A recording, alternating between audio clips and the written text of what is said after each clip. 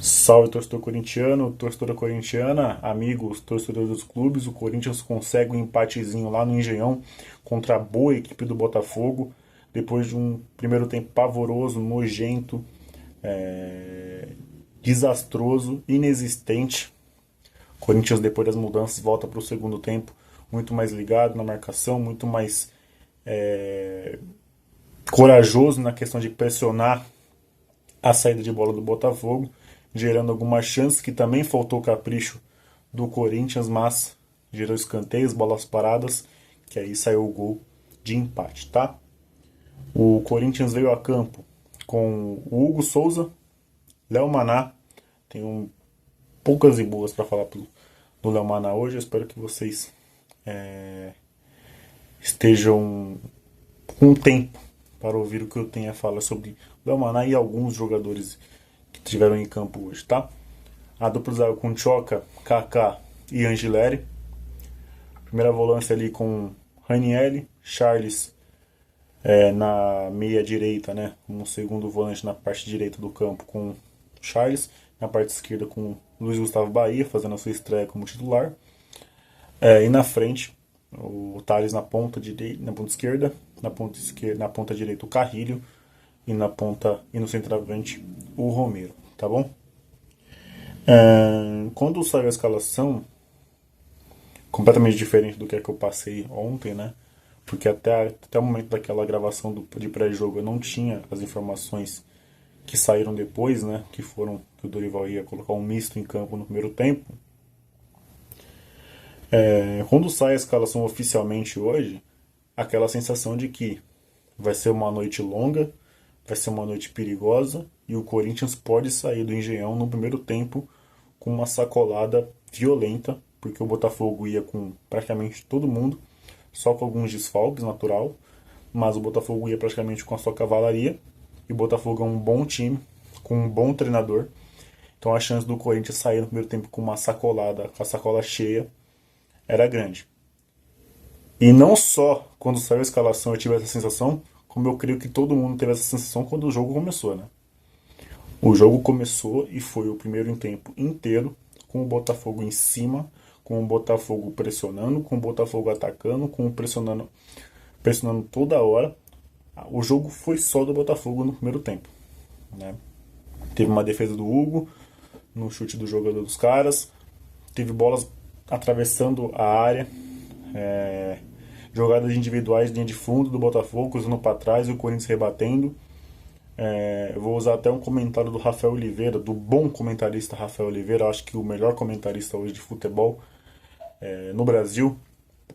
Pouca gente conhece, ou pouca gente dá valor ao bom comentarista Rafael Oliveira, porque prefere ver esses comentaristas de gravata aí, terno e gravata que a gente vê em ESPN, Globo e etc. Mas o bom comentarista Rafael Oliveira, ele falou uma coisa certa.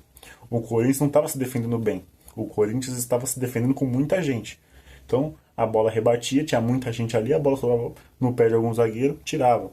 Ou a bola rebatida de cabeça, na segunda bola conseguia tirar de cabeça, mas não para muito longe da área. O Corinthians não conseguia se defender bem. O Corinthians ele se defendia com muita gente, como o Vuca, né? E foi exatamente o que aconteceu. E aí isso aconteceu até na hora do gol, tá? Uma invertida que aconteceu toda hora no jogo, invertidas do volante pro ponta direita ou pro ponta esquerda, e numa dessas invertidas pro ponta direita, o Angileri, que eu acho que foi até um bom jogo, devido às proporções ali, foi até que bem, razoavelmente bem. Nesse lance ele faltou acompanhar o jogador do Botafogo que cruza, aí tem uma pataquada de todo mundo, tá?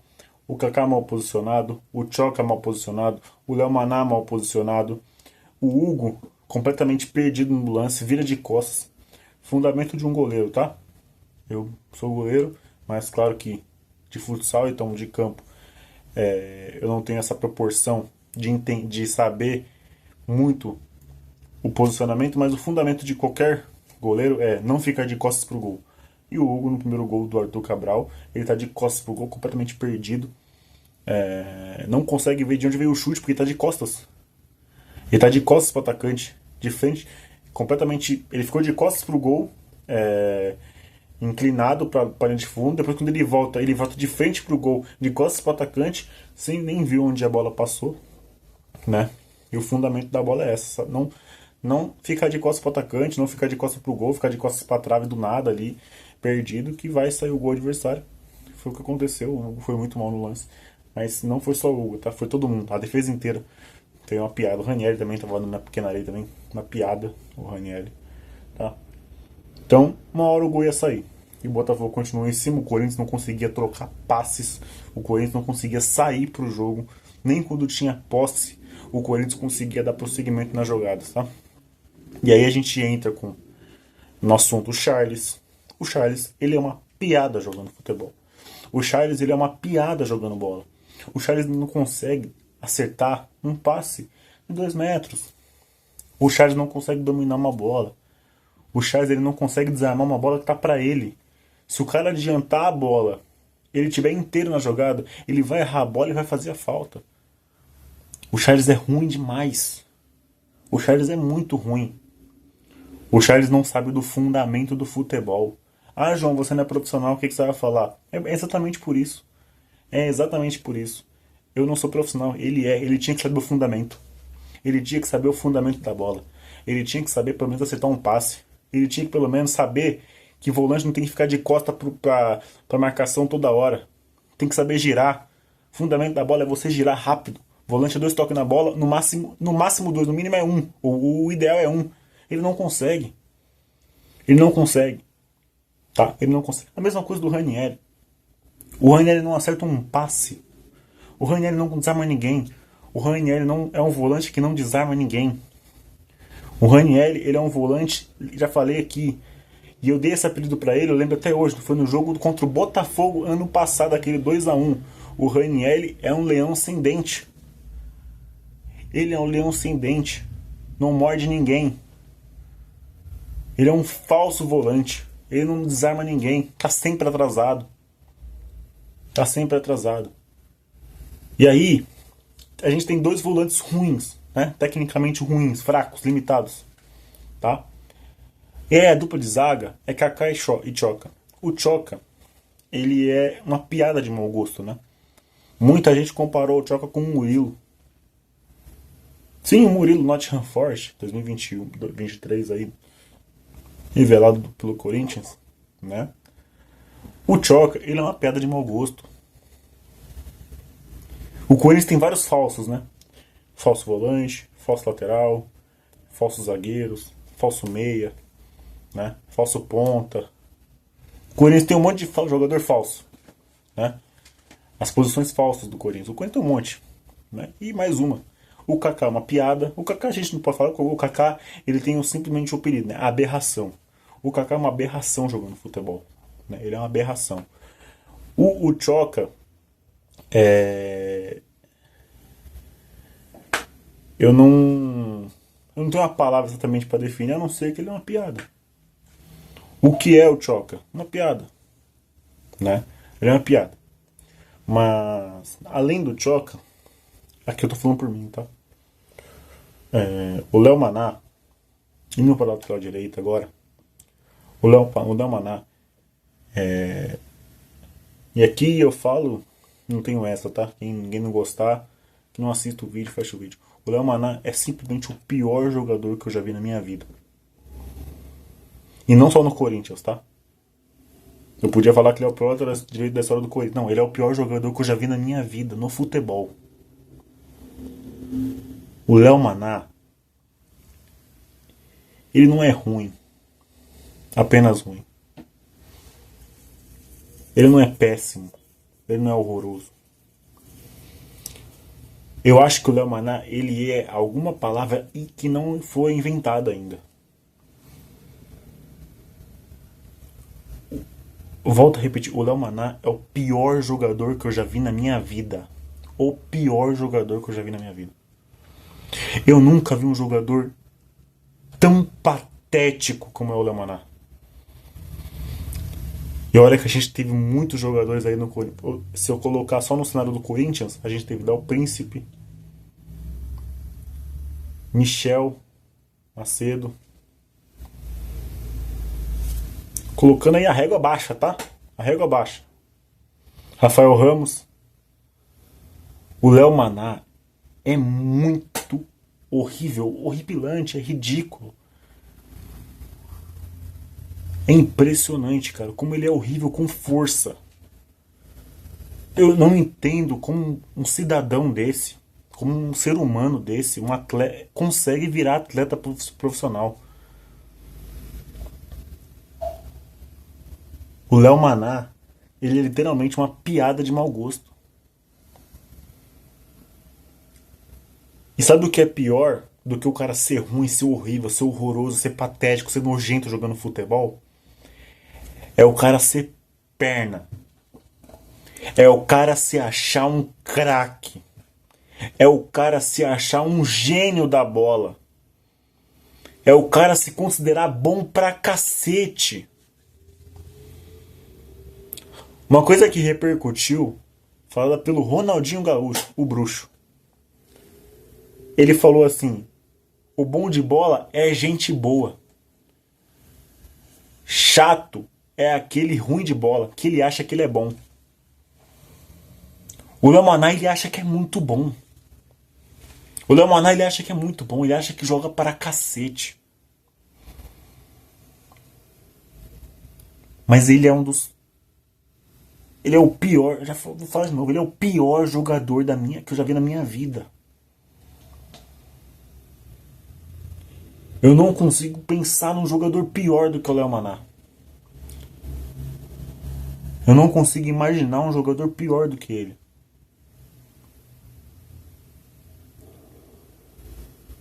Eu não vou nem falar dos lances dele hoje. É só você. Quem assistiu o jogo sabe o que eu tô falando. Existe o pereba. E existe o cara que não tem uma palavra para definir. O Léo Maná é esse cara. Não existe uma palavra ainda no nosso vocabulário, no nosso dicionário, que defina o Léo Maná. Não existe uma palavra ainda. Não tem como definir uma palavra pro Léo Maná. Esse moleque é uma perdição na lateral direita. Uma perdição. Quando você vê o Léo Maná em campo, você imagina tudo de ruim que pode acontecer dentro de campo. Ele é o tipo de jogador que nem a mãe dele vai falar que ele é bom. Nem a mãe vai falar que ele tem qualidade. Não tem a mínima condição. Normalmente a gente que é feio. A gente que é feio. Eu sou feio pra cacete. Eu sou ruim pra cacete. Eu era um goleiro bosta. Eu devo ser um goleiro merda. Eu sou feio pra cacete. Mas a gente que é feio, a mãe fala que a gente é bonito, né? Elogio de mãe, né? Que não falam que elogio de mãe não... Nem a mãe dele elogia ele como um jogador profissional. Nem a mãe dele vai elogiar o Léo Maná como um jogador profissional. Porque ele já ultrapassa o limite da mentira. Se a mãe dele fala que ele é bom jogador, ultrapassa o limite da mentira. Se a mulher dele fala que ele é bom jogador profissional, ela está ultrapassando o limite da mentira. Não tem a mínima condição. Não tem a mínima condição. Aí é impressionante, cara. É impressionante como essa base é horrível. Como essa base é ridícula. Esquematizada. Com um jogadorzinho meia boca. Meia boca pra ruim. Ou pra uma palavra que não define, como é o Sr. Léo Maná. Cansa, cara. Cansa ver esses caras, mano. Cansa demais. Cansa demais. Tá? O Bahia,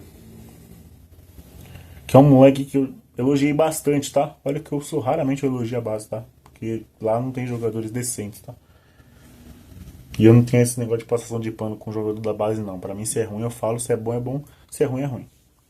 E se é uma palavra inexistente, é uma palavra inexistente. O Bahia é um dos poucos que eu elogio nessa base, tá? É um dos poucos que eu elogio nessa base. Acho que o Dorival errou em colocar ele para começar jogando. Primeiro jogo como profissional contra o Botafogo, no Newton Santos, com uma equipe muito melhor, com um time reserva. Acho que ele errou? Sim, acho. Acho que o Dorival, como vem errando sempre, dessa vez ele errou muito feio. Tá? E não é passando pano pro Bahia não, tá? mas eu acho que você colocar um moleque para estrear contra o Botafogo, que hoje é uma das melhores equipes do campeonato do Brasil, da América do Sul, atual campeão da Libertadores, atual campeão brasileiro, com reforços aí chegando de peso, com um time muito bom, encaixado, entrosado, muito tempo junto. Você colocar um moleque para estrear numa fogueira dessa, eu acho errado. Tá? Acho que você queima o jogador com a torcida que já é imediatista, principalmente a torcida de sofá, né? A torcidinha aí de rede social. Como eu falei, né? A nova geração da torcida do Corinthians é insuportável. Mas o Luiz Gustavo, ele não pode ter uma chance daquela, ele sendo profissional, sendo um menino da base, estreante, veterano. Ele não pode pegar aquela bola e fazer aquela e finalizar daquela maneira. Eu não consigo aceitar uma finalização daquela maneira. Aquilo não existe. Aquilo não existe. Aquela finalização lá não existe. Ela é patética. Ela é patética, tá? Ela beira o ridículo, tá? Não tem essa, é veterano, você é estreante, você é novato, você é novo, você é velho. Isso aí é inadmissível, uma finalização daquela. Inadmissível. Na primeira chegada do Corinthians, no primeiro tempo, que foi machado lá com o passe do Angeleri, tá? O ataque ainda existe, né? Thales Magno. Se não é bom quando o time tá bem, quando o time tá mal, então misericórdia, né? O Romero não existiu também, o time não criou pra nada, não tinha amador pra isso. O Carrilho foi o cara que pensou, foi o cara que... Eu vi gente chamando o Carrilho de preguiçoso. Meu irmão, o Carrilho hoje no primeiro tempo carregou um monte de mula, tá? Era o único lúcido naquele time que pisava na bola, conseguia clarear algumas jogadas, mas ele recebia a bola redonda, ele dava a bola redonda e recebia a bola quadrada. Então, antes de chamar o Carrilho de preguiçoso, analisem um pouco o jogo, tá? O Carrilho foi o cara que conseguiu o mínimo possível controlar a bola, tá?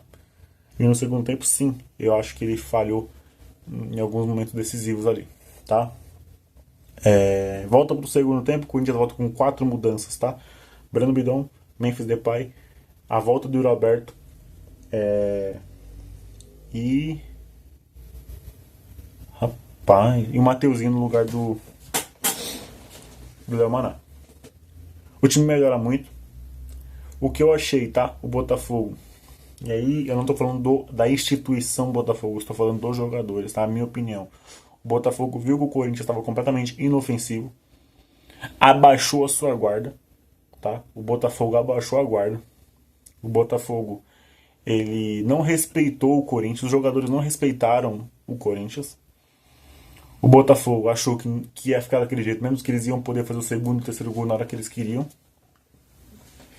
Desprezaram a gente, não respeitaram a gente. E o Corinthians aos poucos foi crescendo. O Botafogo errando saída de bola, o Corinthians com pressão lá na frente. O Yuri Alberto é importantíssimo nessa pressão na saída de bola, porque ele é um cara incansável, é um cara que pressiona, que corre muito veloz. O Memphis e o Yuri se conectam muito, tá? O Mateuzinho foi muito bem nas suas antecipações. Olha que eu tenho muitas ressalvas sobre o Mateuzinho. Mas o Mateuzinho, ele conseguiu ter muitas antecipações precisas. O Carrilho começou a jogar melhor, mais ainda com o Mateuzinho, que é uma dupla que eles se conhecem. O Bidão começou a conseguir rodar essa bola, fazer esse balanço, né? Clareando a bola para a direita, clareando a bola para a esquerda. Embora ele quase tenha entregado uma paçoca no segundo tempo, mas ele começou a fazer esse balanço, tá? E o Corinthians começou a chegar. O Memphis estava apanhando da bola. O Memphis ele não estava conseguindo progredir com a bola. Estava apanhando real da bola, né? Mas em alguns momentos ele conseguia dar um passe rápido, que conseguia clarear uma jogada, até que num pivô a bola sobra, num desarme, um pivô, o Corinthians perde a bola, numa volta o Mateuzinho ou o Ranieri acha o Yuri Alberto no facão que eu digo, em velocidade, na característica do Yuri. O Yuri perde o gol, não entendi porque o Yuri sou de canhota. Seria destro, eu achei que ele ia cavar, eu ia chutar cruzado, mas depois eu entendi que ele conduziu mal. Quando ele dominou a bola ficou colando na perna esquerda, ele teve que chutar com a esquerda e não conseguiu conduzir para a direita, tá? Mas o Corinthians estava chegando. O John deu uma como eu falei, os jogadores estavam muito com a guarda baixa. O John ele pega uma bola, adianta, espera, o Yuri pressiona, ele erra, o Memphis chuta, mascara, a bola vai na mão do John. Então o Botafogo sim, os jogadores sim não respeitaram o Corinthians, tá? Essa é a minha opinião. E é isso, tá? E o Corinthians foi chegando, até que o Thais Magno, que a única coisa que ele sabe fazer é cavar falta, ele cava uma falta, dessa vez o Memphis não bate, quem bate é o Angileri, tá? Antes o Memphis estava batendo tudo, escanteio, falta, mas essa especificamente, o Angileri que bate, ele bate meia altura, tem um bate-rebate, a bola vai lá pro Bidu domina errado, chuta, a bola rebate de novo, chega no Tchoka, o Tchoka vai dominar, acaba ajeitando e o Memphis pega de bate pronto, de sem pulo, gol, a bola chega a desviar em algum defensor do Botafogo e entra, o Memphis empata. Pediram tanto pro Memphis fazer gol e jogo grande, e ele meteu um gol contra o Botafogo, uma das melhores equipes da América do Sul, empatando o jogo pro Coringão, tá? Um belo gol do Memphis, de posicionamento, de finalização, né? Um gol que a gente precisa que o Memphis comece a fazer mais. O que eu imaginei? O Botafogo ia vir pra cima e veio. O Botafogo tentou o desempate, mas o Corinthians também começou a jogar melhor. O Memphis, que estava apanhando da bola, começou a caprichar um pouco mais, começou a acariciar mais a bola, começou a tratá-la melhor, deu uma bela gingada, achou o Carrilho pregado já, tá? O Carrilho tá preguiçoso e errou aquele passe no finalzinho. No último lance teve um lance muito bom do Corinthians de ataque, que podia ter saído do gol, mas o Carrilho tava sem perna já. Eu senti que o Carrilho tava cansado e o passe foi muito fraco. Ali é passe de quem tá cansado. Se ele acerta o passe, o Memphis ia pegar e eu tenho certeza que ia fazer o gol, tá? Ia ser um 2-1 ali, mas o Corinthians, depois do gol que o Botafogo veio pra cima pra querer desempatar, o Corinthians conseguiu alguns ataques com o Yuri Alberto, com o Memphis e com o Carrilho, tá? Eu tenho a dizer que se o Garro tivesse e entrasse aí no segundo tempo com a cavalaria, o Corinthians ia melhorar ainda mais, tá? Ainda mais. Então, o Yuri e o Memphis se completam muito, com o Garro vai ser ainda melhor, e graças a Deus o Garro volta contra o Palmeiras na Copa do Brasil. Que não aconteça nada, que ninguém se lesione, que ninguém sinta nada, que os três possam jogar juntos, mais o Carrilho, tá? Na quarta-feira, que é um jogo muito importante pra nós, é o jogo da ida da Copa do Brasil, que ia ser quinta, agora vai ser quarta.